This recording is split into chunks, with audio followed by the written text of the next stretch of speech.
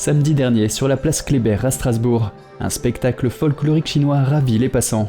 Au programme, danse du tambour, de ceinture et du dragon.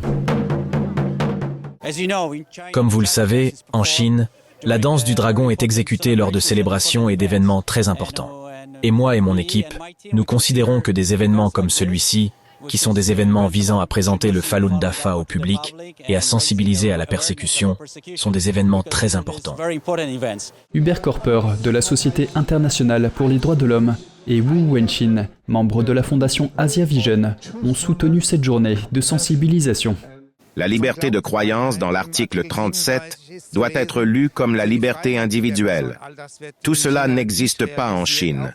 Même les droits civiques qui vont de soi pour nous occidentaux, comme la liberté d'expression, la liberté de réunion, la liberté de croyance, la liberté de la presse, sont foulés aux pieds. Alors beaucoup de gens sont au courant que les Ouïghours sont enfermés dans des camps de concentration. Mais malheureusement, beaucoup de gens en Occident ne savent pas que les pratiquants du Falun Gong sont persécutés, autant que d'autres groupes.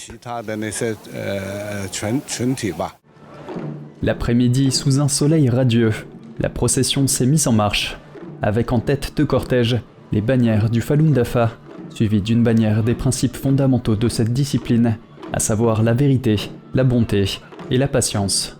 Les écrits du Falun Gong sont disponibles dans 50 langues différentes.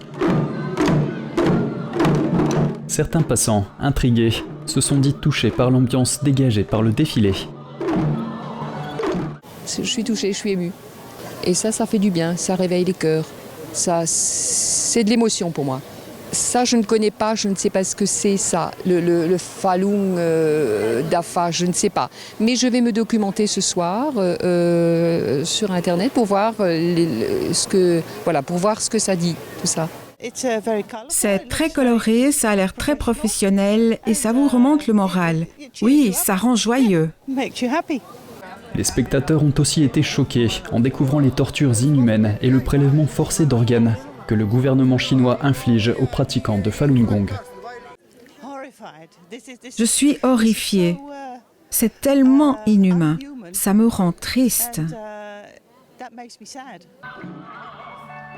Tant que les atrocités perdureront, les pratiquants de Falun Gong les dénonceront pacifiquement.